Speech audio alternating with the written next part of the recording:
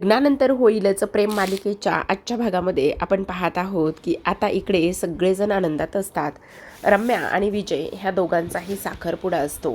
आता रम्या आणि विजयच्या साखरपुड्याला रम्याने मुद्दामच बोट कापून घेतलेलं असतं आणि बोट कापून घेतल्यानंतर तिला आता त्या बोटामध्ये काही केल्या अंगठी घालता येणार नसते. तेवढ्यातच आता सगळेजण म्हणत असतात की विजयला अंगठी घाल, पण नंदिनीला आता इकडे कोरडी उलटी व्हायला सुरुवात होते आणि तेव्हा ती धावतच आता तिच्या खोलीमध्ये जाते. तेव्हा विक्रम इकडे खाली म्हणत असतात, जागं तिला काय झालंय एकदा बघून ये. आणि तेव्हा मानिनी म्हणत असते, ठीक आहे. पण जीवा तोपर्यंत नंदिनीच्या पाठी गेलेला असतो. अरे यार नंदिनी, प्लीज उघड ना, काय झालंय तुला? आता आपण नवरा बायको आहोत ना, मग तू मला असं बाहेर ठेवणार आहेस का? तू मला ह्या सगळ्या गोष्टी सांगायला हव्यास ना, का अशी वागतेस? हे बघ, पटकन दरवाजा उघड बरं. म्हातारपणामध्ये सोबत चालण्याची वचनं आपण दोघांनी एकमेकांना दिली आहेत की नाही? मग असं करू नकोस, दरवाजा उघड बरं. प्रत्येक वेळी तू मला अशी का बरं बाहेर ठेवणार आहेस? इकडे विक्रमचा जीव खालीवरी होत असतो की पोरीला काय झाले, अशी खोलीमध्ये का गेली. तर इकडे जीवा तिला कंटिन्यू विचारत असतो, नंदिनी नंदिनी यार दरवाजा उघड ना नंदिनी. किती वेळ तू अशी करणार आहेस? किती वेळ अशी मला ताटकळत तू बाहेर ठेवणार आहेस? ह्या गोष्टी तो आता इथे बोलत असतो. आणि तेव्हा हे सगळं काही बोलत असताना इकडे आपण दुसऱ्या बाजूला पाहतो की रम्याला इथे काळजी वाटत असते, ती म्हणजे नंदिनीची. ते पण उगाचच आपलं तोंडावर दाखवण्यासाठी. आता इकडे पार्थ मात्र शांत बसत नाही. पार्थ म्हणत असतो, मी काय म्हणतो, आपण पुढचा जो काही कार्यक्रम आहे ना, तो पुढचा कार्यक्रम कंटिन्यू करायचा का? म्हणजे कसं आहे ना, विजय तुला रम्या अंगठी घालेल ना. रम्या एक काम कर, विजयला अंगठी घाल. आता रम्या म्हणत असते, नाही नाही नको ना, नंदिनीला काय झालं आहे ते कळत नाही. नंदिनीला येऊ दे ना प्लीज. नंदिनी आल्यावरच अंगठीचा आणि ते बाकीचा कार्यक्रम करूया. त्यावर पार्थ म्हणत असतो, येईल ना, त्या येतील, तू काळजी करू नकोस, येतील त्या, आपण त्यांच्यासाठी नको थांबूया. असं म्हटल्यानंतर आता विजय पार्थच्या जवळ येतो आणि तो म्हणत असतो, तिच्यापेक्षा जास्त घाई तुलाच झाली आहे का? रम्याला तुला ह्या घरातून लवकर घालवायचं आहे का? असं स्पष्ट आणि क्लिअर कट विजय म्हणत असतो. आता हे सगळं काही म्हटल्यानंतर सगळेजण त्याच्याकडे पाहतात. दुसऱ्या बाजूला आपण पाहतो नंदिनी विचार करत असते, हे सगळं मला काय होतंय? म्हणजे मला उलटी झाल्यासारखी तर होती, पण उलटी होत नाही. आणि तेव्हा तिला ते क्षण आठवतात की इथे नंदिनी म्हटलेली होती, खरं तर वजन कंट्रोलात असायला हवं. उद्या पुढे जाऊन मी प्रेग्नेंट राहिले तर आई होण्यासाठी मला ते सगळं काही पेलवलं सुद्धा पाहिजे ना. ह्या सगळ्या गोष्टी ती बोललेली असते आणि तेव्हा विचार करते, म्हणजे मला उलटी झाली, उलटीसारखं होत होतं पण उलटी काही झाली नाही, म्हणजेच मला कोरडी उलटी झालेली आहे, असं इकडे आता ती बोलते. आणि त्याच वेळेला तिच्या मनामध्ये लगेचच क्लिक होतं, म्हणजे मी आई होणार आहे, कोरडी उलटी झाली म्हणजे मी प्रेग्नेंट आहे, असं म्हणून आरशासमोर उभी राहून लगेचच ती हसायला लागते. किती आनंदाची गोष्ट आहे हे तिच्या लक्षात येतं. आणि जीवा दार वाजवत असतो. तेव्हा नंदिनी ताबडतोब पटकन दरवाजा उघडते आणि जीवाला आतमध्ये घेते. आता जीवा म्हणत असतो, काय हे नंदिनी, आपण दोघेही जण नवरा बायको आहोत ना, मग आपण दोघेही जण नवरा बायको असताना तू असं माझ्यासोबत कसं काय वागू शकतेस? तुझी हिंमत कशी झाली गं मला बाहेर ठेवायची? आता मी काय करणार आहे ना, दुसऱ्या वेळेस ना एक कामच करतो, तू प्रत्येक वेळेस असं वागतेस ना, तर मग बघ मी आता काय करतोय ते. हे बघ, तू असं वागू नकोस ना. पुढच्या वेळेला ना ह्या कडीच्या स्क्रू आणि तेच काढून टाकतो, म्हणजे तुला कडीच लावता येणार नाही. तू प्रत्येक वेळी मला इकडे बाहेर टाकतेस आणि एकटीच आतमध्ये असतेस. तेव्हा ती म्हणत असते, शांत व्हा शांत व्हा, चिडलेले बाबा शांत व्हा. असं म्हटल्यानंतर आता जीवा चल म्हणत असतो खाली आणि तेवढ्यातच पाठी वळून पाहतो. आणि पाठी वळून पाहिल्यानंतर नंदिनी त्याला म्हटलेली असते, बाबा. तो लगेचच म्हणत असतो, नंदिनी एक मिनिट, काय म्हणालीस तू मला आत्ता? तेव्हा ती म्हणत असते, हो बाबा म्हणाले मी तुम्हाला आत्ता. काय काय काय सांगतेस काय? तू मला बाबा म्हणालीस? म्हणजे म्हणजे छोटी छोटी नंदू, म्हणजे मी बाबा, तू तू तू आई, मी बाबा, छोटी नंदू.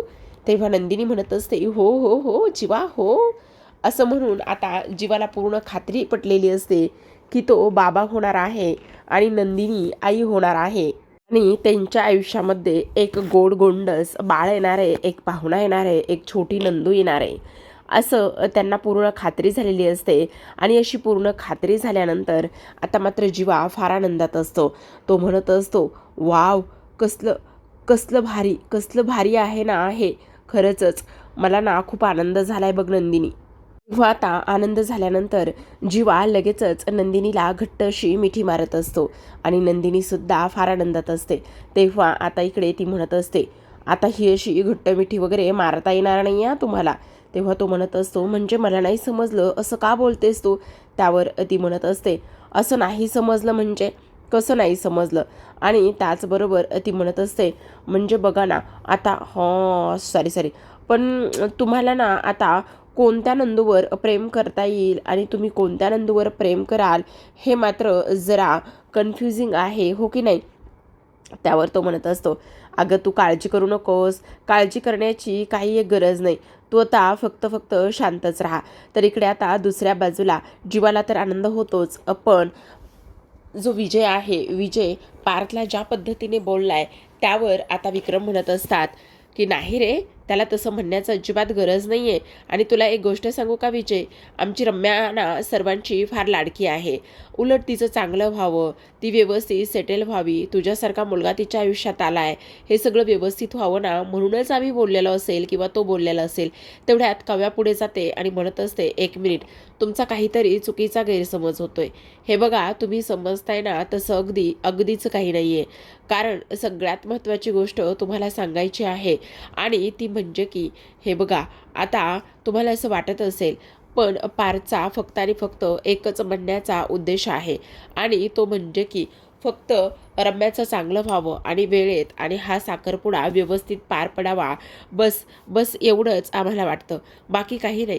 तुम्हाला असं का बरं वाटतं? तुम्ही ह्या सगळ्या गोष्टीचा विचार का बरं केला? असं शेवटी आता रम्या बोलूनच दाखवत असते. तर इकडे दुसऱ्या बाजूला आता नंदिनीने जीवाला स्पष्टपणे बजावून सांगितलेलं असतं की आत्ताच ही गोष्ट सांगायची नाही, कारण आत्ता आम्हाला एकदा कन्फर्म होऊ द्यात आणि मगच आपण खाली जाऊन ही गोष्ट सांगूयात. तेव्हा तो म्हणत असतो, ठीक आहे, तू अजिबात काळजी करू नकोस, तू म्हणशील तसंच आपण करूया. असं म्हटल्यानंतर आता दोघेही जण खाली जातात आणि जीवाला मात्र हसू कंट्रोल होत नसतं आणि त्यानंतर तो कसंबसं हसू कंट्रोल करतो आणि खाली जातो. आता कसंबसं हसू कंट्रोल करून खाली जातो आणि त्यानंतर मात्र इकडे नंदिनी म्हणत असते, काही नाही, मी ठीक आहे. तेव्हा सगळेजण विचारत असतात, खरंच नंदिनी तू ठीक आहेस ना? त्यावर नंदिनी म्हणत असते, हो आई, सॉरी, मी ठीक आहे. माझ्यामुळे उगाचच तुम्हाला इथे अडकून बसावं लागलं. नाही गं, तुझ्यामुळे अडकून वगैरे असं काही नाही. मी खरं सांगू का गं, खरंच सॉरी हां, म्हणजे माझ्यामुळे ह्या सगळ्या गोष्टी झाल्या, खरंच सॉरी. असं म्हटल्यानंतर लगेचच आता इकडे रम्या म्हणत असते, तू बरी आहेस ना? हो, मी बरी आहे. असं म्हणून आता जीवासुद्धा स्वारी म्हणत असतो आणि चला पुढचा विधी करायचा का? असं म्हणून आता सगळेजण पुढचा विधी करण्यासाठी तयार होत असतात. तर आता वसू रम्याला म्हणत असते, ए बाई रम्या, घाल बरं ती विजयला एकदा बोटामध्ये अंगठी घाल बरं, करा बरं हा विधी पटकन सुरू. तेव्हा रम्या मात्र वसूकडे फारच रागाने पाहत असते.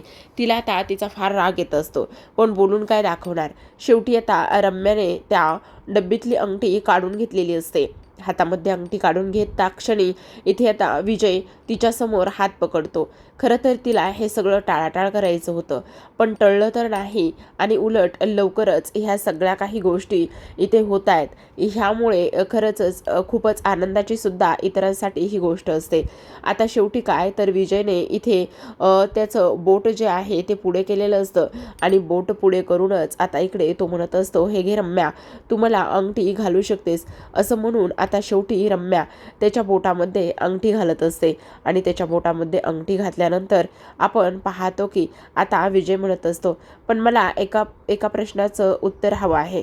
कोणत्या प्रश्नाचं उत्तर हवं आहे? असं म्हटल्यानंतर लगेचच आता इकडे तो म्हणत असतो, आई मला एक गोष्ट सांग, हे बघ ना, आता म्हणजे ही जी काही बोटामध्ये अंगठी घातलेली आहे ना, ती अंगठी आपण नंतर ह्या बोटामध्ये ट्रान्सफर करू शकतो ना, असा त्याचा प्रश्न असतो. आणि तेव्हा लगेचच आता त्याची आई म्हणत असते, हो, तिची जखम बरी झाली ना तर ती नंतर लगेचच त्या बोटामध्ये ती अंगठी ट्रान्सफर करेल. काय गं रम्या, त्यावर रम्या म्हणत असते, हो तर नक्कीच. असं म्हटल्यानंतर प्रेक्षकांनो आता इकडे जीवा लगेचच ही आनंदाची गोष्ट सेलिब्रेट करण्यासाठी लगेच आता सगळ्यांना तो पेढा भरवतो आणि सगळ्यांना पेढा भरवल्यानंतर विजयला सुद्धा पेढा भरवतो. तेव्हा विजय म्हणत असतो, खरं तर तुझ्यासारख्या मोठ्या मनाच्या माणसाच्या हातून पेढा खाणं मला सुद्धा आवडेल. असं म्हणून तो सुद्धा जीवाला पेढा भरवतो. इकडे आता लगेचच काव्या नंदिनी समोर जाते आणि नंदिनीला सुद्धा पेढा भरवते आणि म्हणत असते, हे घे ताई, आज तोंड गोड कर. मला माहिती तू डाएटवर आहेस, पण प्लीज आजच्या दिवसाला काही होत नाही, प्लीज नाही म्हणू नकोस, प्लीज हे पेढा खा. असं म्हटल्यानंतर नंदिनी ती पेढा खाते आणि काव्याला सुद्धा भरवते. त्यानंतर ती म्हणत असते, खरं सांगू का, आता इथून पुढे आपल्या सर्वांच्या आयुष्यामध्ये आनंदच येणार आहे, तू काळजी करू नकोस. असं म्हणून आता सगळ्यांनी हा क्षण खूपच छान असा सेलिब्रेशन केलेला असतो. तर आता प्रेक्षकांनो इकडे आपण दुसऱ्या बाजूला पाहतो, जेव्हा काव्या आणि पार्थ हे दोघे जण खोलीमध्ये येतात तेव्हा काव्या मात्र इथे आता पार्थवर चिडचिड करत असते. ती म्हणत असते, देशमुख, तुमचं हे काय चाललं होतं? म्हणजे तुम्ही सरळ सरळ त्या विजयवर भडकलात, विजयचा अपमान केलात, असं तिचं म्हणणं असतं. तेव्हा पार्थ म्हणत असतो, नाही काव्या, तुम्हाला असं का वाटतंय? मी असं का बरं करेल? हे बघा, असं मी काहीच नाही केलेलं, तुमचा काहीतरी चुकीचा गैरसमज होतोय. तेव्हा ती म्हणत असते, काही चुकीचा वगैरे गैरसमज अजिबातच होत नाहीये, कारण तुम्ही बोललातच त्याच्यासोबत त्या पद्धतीने. त्यावर पार्थ म्हणत असतो, ठीक आहे, मी जर चुकून तसं काही बोललेलं असेल तर त्या गोष्टीसाठी सॉरी बरं का, पण माझा म्हणण्याचा उद्देश अजिबातच तसा काहीच नव्हता, असं सुद्धा आता इकडे तो बोलतो. आणि ह्या सगळ्या गोष्टी बोलल्यानंतर लगेचच काव्या म्हणत असते, तेच तर देशमुख, मी तुम्हाला तेच सांगण्याचा प्रयत्न करत आहे की नाही, मग तुम्ही असं का वागलात त्याच्यासोबत, असं सुद्धा आता इकडे तो बोलत असतो. तेव्हा पार्थ म्हणत असतो, सॉरी बरं का त्या सगळ्या काही गोष्टीसाठी, पण माझा म्हणण्याचा उद्देश अक्षरशः अजिबातच तसा नव्हता, असं आता इकडे तो बोलत असतो. दुसऱ्या बाजूला आपण पाहतो की आता नंदिनी, जीवा हे दोघेही जण खोलीमध्ये असतात. तर आता जीवाला हे सगळं काही बाहेर जाऊन सांगण्याची फारच जास्त घाई झालेली असते. तेव्हा नंदिनी म्हणत असते, नाही हे बघा, अजिबात बाहेर वगैरे जाऊन अजिबात सांगायचं नाही आहे इतक्यात. तेव्हा तो म्हणत असतो, अगं असं काय करतेस, आईला आणि बाबाला सांगूयात ना. तेव्हा नंदिनी म्हणत असते, नाही, आता उद्या मी एकदा डॉक्टरांकडे जाऊन येईल आणि एकदा का मी डॉक्टरांकडे जाऊन आली की मग सगळं काही पुन्हा पुढे सांगायचं, आत्ता मात्र आपण काहीही सांगायचं नाही, असं आता इकडे ती बोलत असते. आणि तेव्हा तो म्हणत असतो, पण नंदिनी, का नाही सांगायचं, सांगू देत ना. हे बघा, मला एकदा कन्फर्म करून घेऊ द्या, मी एकदा कन्फर्म केलं का मगच सगळं काही पुढे करायचं आहे.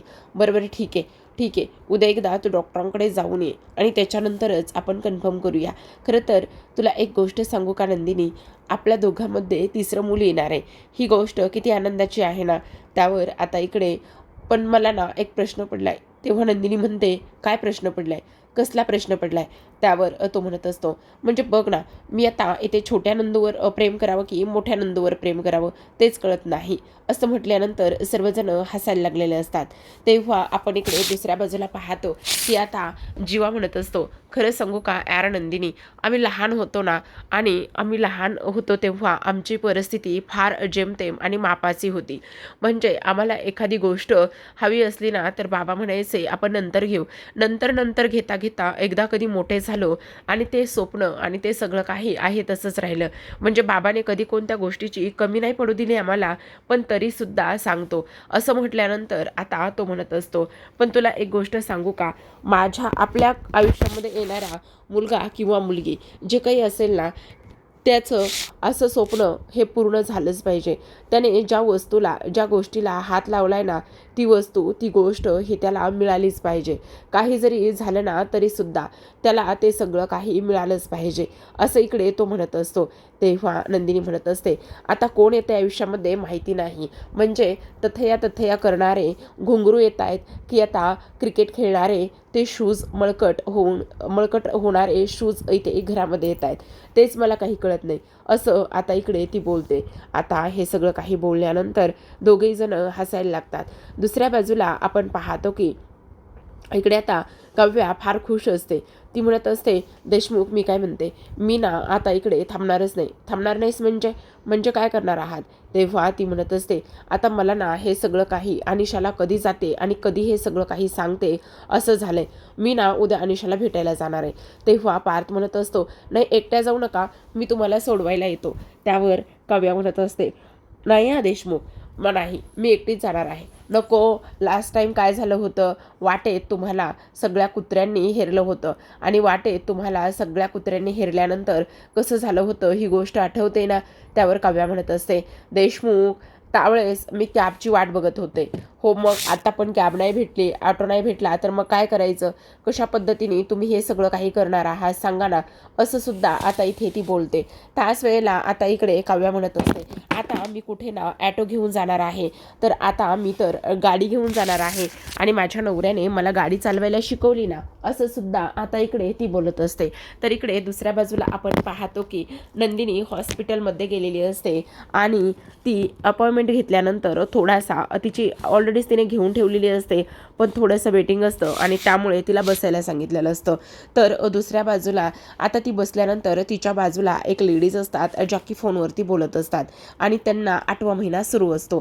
त्यांना बराच अनुभव असतो आणि त्या बोलत असताना आता आपण पाहतो की इकडे नंदिनी म्हणत असते, अरे वा, तुम्हाला 8वा महिना चालू आहे का? तेव्हा ती म्हणते, हो मला 8वा महिना चालू आहे. मग तू तू कितव्या फेरीला आहेस? असं म्हटल्यानंतर नंदिनी मात्र लाजते. ती फारसं काही बोलत नाही आणि फारसं काही न बोलल्यामुळे आपण इकडे पाहतो की आता ती जी स्त्री आहे ती फोनवरती खेकड्याच्या भाजीची रेसिपी कोणाला तरी सांगत होती आणि खेकड्याच्या भाजीची रेसिपी सांगितल्यानंतर नंदिनी तिच्याकडे पाहते. आता नंदिनी तिला विचारते, तुम्ही खेकड्याच्या भाजीच्या रेसिपीबद्दल बोलत होता का? तेव्हा ती म्हणत असते, हो, कारण मला ना खेकड्याची भाजी खूप आवडते. खेकड्याच्या भाजीच्या त्या पुढच्या नांग्या ज्या आहेत ना त्या काढून घ्यायच्या, त्या स्वच्छ धुवायच्या, त्या धुतल्यानंतर व्यवस्थित ठेचून घ्यायच्या आणि ठेचल्यानंतर त्याच्यामध्ये मस्त मसाले घालायचे आणि सगळीच रेसिपी सांगून टाकलेली असते आणि ती घ्यायची. त्यावर नंदिनी म्हणते, अच्छा अच्छा, समजलं. अगं पण तू काय एवढी लाजायली आहेस? आई बघ, लाजू नकोस ग पोरी, लाजू नकोस. समजले. अगं आई होणं हे सुख खूप आनंदाचं आहे. आमच्या घरामध्ये तर आता कितीतरी वर्षाने पाळणा हलणार आहे. पण असू दे, तुझं काय बोल ना. तेव्हा ती मात्र शांतच बसते. तेवढ्यातच आता रिसेप्शनलिस्ट इथे नंदिनी देशमुख तुम्हाला मॅडमनी बोलवलं आहे असं ती सांगते आणि तेव्हा नंदिनी आतमध्ये जाते. दुसऱ्या बाजूला अनिशा अभ्यास करत असते. अनिशा अभ्यास करत असताना तेवढ्यातच काव्या येते आणि काव्याला बरोबर अनिशाचे डोळे बंद करते आणि तेव्हा अनिशाला सुद्धा एका पॉईंटला आनंद झालेला असतो की अनिशाला काव्या भेटायला आली म्हणून. तेव्हा आता लगेच ती म्हणत असते, अगं अनिशा कशी आहेस तू? काव्या तू येस का? अगं काव्या तू येस का? काय म्हणजे तू आता मला फक्त एवढंच बोलणार आहेस का? तुला मी भेटायला आले तर आनंद झाला नाही आहे का? काय गं अनिशा, काय चाललं आहे तुझं? फोन नाही, मेसेज नाही, रिप्लाय नाही. मी भेटायला आले तर इथे तू अशा पद्धतीने बोलतेस, तू भेटायला आली नाहीस. आणि सगळ्यात महत्त्वाचं म्हणजे अगं मला तुला किती आणि काय काय सांगायचं आहे, किती गोष्टी मला तुझ्यासोबत शेअर करायच्यात आणि तू आली नाही आहेस माझ्याकडे. त्यामुळे माझ्यासोबत काय काय घडलं आहे हे सगळं मला तुला सांगायचं आहे. का अशी वागली आहेस गं अनिशा? बोल ना, का अशी वागली आहेस? असं म्हणून अनिशा मात्र काहीच बोलत नाही. तेव्हा आता इकडे काव्या म्हणत असते, तुला एक गोष्ट सांगू का अनिशा? अगं करवलीसुद्धा मला तुलाच बनवायचं होतं, पण तू लग्नामध्ये सुद्धा हजेरी लावली नाही आहेस. आणि काय गं, तुला आणखी मला बरंच काही सांगायचं आहे, तेव्हापासून काय काय घडलं आहे आणि काय काय नाही ते. तेव्हा अनिशा मात्र काहीच बोलत नसते. त्यावर आता काव्या म्हणत असते, काय झालं अनिशा, का बोलत नाही आहेस? बोल ना. आणि तेव्हा अनिशा म्हणत असते, काय बोलू, सांग ना, तुझ्यासोबत काय बोलू? अगं तुला तर ह्या गोष्टीची काही कल्पनाच नसेल ना. जेव्हा तुझं लग्न होतं ना तेव्हा मी इंटरव्ह्यूला गेले होते आणि मी एक्झाम पास झालेले आहे. काय? हो, कारण काव्या आता तर तुझं काय लग्न झालंय, तुझी स्वप्न वेगळीत. तू केलेला अभ्यास सगळा पाण्यात मिसळवला आहेस आणि सगळ्यात महत्त्वाचं म्हणजे मला तसं नाही करायचं आहे. मी छान मार्क्सने पास झाले आणि मी इंटरव्ह्यूसुद्धा दिलेला आहे. असं म्हटल्यानंतर आता इकडे काव्या तिच्याकडे पाहते आणि ती म्हणत असते, असं का म्हणतेस अनिशा? प्लीज असं बोलू नकोस ना. तेव्हा ती म्हणत असते, असं बोलू नकोस तर काय करू? आता तर तुझं काय बाबा लग्न झालंय, तुझी स्वप्नच आता बदललीत. असं म्हटल्यानंतर काव्या आता तिच्याकडे पाहतच असते. तर आता प्रेक्षकांनो, आजच्या भागामध्ये एवढंच. उद्याचा भाग फार इंटरेस्टिंग असणार आहे बरं का. एक ना आता नंदिनी जेव्हा हॉस्पिटलमध्ये जाते ना, तेव्हा तिला डॉक्टरांनी कदाचित असं सांगितलेलं असावं, की तुम्हाला उलटी झाली, पण ती कदाचित ॲसिडिटीमुळे वगैरे झालेली असेल. तुम्ही प्रेग्नंट नाही आहात आणि तुमची प्रेग्नन्सी फारच जास्त डेंजर आहे. तुमच्या प्रेग्नन्सीमध्ये खूप जास्त अडचणी येण्याची शक्यता आहे, असं डॉक्टरांनी मे बी सांगितलेलं असावं. आणि तेव्हा नंदिनी घरी आल्यानंतर इथे रडत असते आणि म्हणत असते, डॉक्टरांनी असं सांगितलंय की मी प्रेग्नेंट होण्यासाठी फार अडचणी आहेत. मी इतक्यात लवकर प्रेग्नेंट नाही होऊ शकत, असं इकडे आता ती बोलत असते. आणि तेव्हा सगळेजण तिला आधार देत असतात, सावरण्याचं काम करत असतात. त्याच वेळेला आपण इकडे दुसऱ्या बाजूला पाहतो, पार्थ हा धावतच घरी आलेला असतो आणि धावतच घरी आल्यानंतर तो म्हणत असतो, त्याच्या हातामध्ये रिपोर्ट असतात आणि तो आल्याबरोबर काव्याला हातावर उचलून घेतो आणि सगळ्यांसमोर घेऊन येतो. काव्या म्हणत असते, देशमुख काय करताय, सोडा ना देशमुख, काय करताय, हे बघा असं करू नका, सोडा पटकन सोडा, असं सुद्धा इकडे आता ती त्याला सांगत असते. पण पार्थ मात्र तिला अजिबात सोडत नसतो आणि म्हणत असतो की नाही, मी तुम्हाला अजिबात सोडणार नाही आहे. असं म्हटल्यानंतर ती त्याला विचारते, काय झाले. तेव्हा पार्थ म्हणत असतो, अरे अरे, हत्तीवरून पेढे वाटा, पेढे वाटा, माझी बायको प्रेग्नेंट झाली, माझी बायको आई होणार आहे, पार्थ देशमुख बाबा होणार आहे. असं म्हटल्यानंतर सगळ्यांचा आनंद गगनात मावत नसतो. सगळेजण त्या दोघांकडे धाव घेतात. आता धाव घेत असताना नंदिनी सुद्धा हसतच पुढे निघालेली असते आणि तेव्हा लगेच आता तिला तिच्या प्रेग्नेन्सीबद्दल आणि डॉक्टरांनी सांगितलेल्या त्या गोष्टीबद्दल आठवतं आणि जागीच पावले थांबतात. इकडे विक्रमने पार्थला तर मानिनीने काव्याला मिठी मारलेली असते. पण इथे लगेचच जीवा नंदिनीच्या बाजूला येऊन उभा राहतो आणि तिला आधार देत असतो, सावरण्याचा प्रयत्न करत असतो. तर आता प्रेक्षकांनो, नंदिनी हे सगळं काही कसं सहन करेल, काव्याच्या आनंदात सहभागी होईल का, स्वतःचं दुःख कुरवाळत बसल, हे पाहणं फारच इंटरेस्टिंग असणार आहे. आणि त्याचसोबत रम्याचं हे काही कटकारस्थान असू शकतं का, हे सुद्धा पाहणं फारच इंटरेस्टिंग असणार आहे. तर पाहत रहा लग्नानंतर होईलच प्रेम. भेटूयात उद्याच्या भागामध्ये. तोपर्यंत धन्यवाद.